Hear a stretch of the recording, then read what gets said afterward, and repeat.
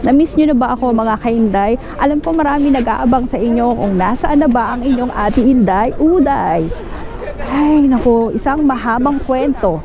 Pero isi-share ko yan sa inyo sa aking mga susunod na vlog, kaya abangan nyo. So ngayon ay mamamasyal lang po muna tayo dahil Pasko na nga. At ito ating i-enjoy ang view dito sa Kremlin.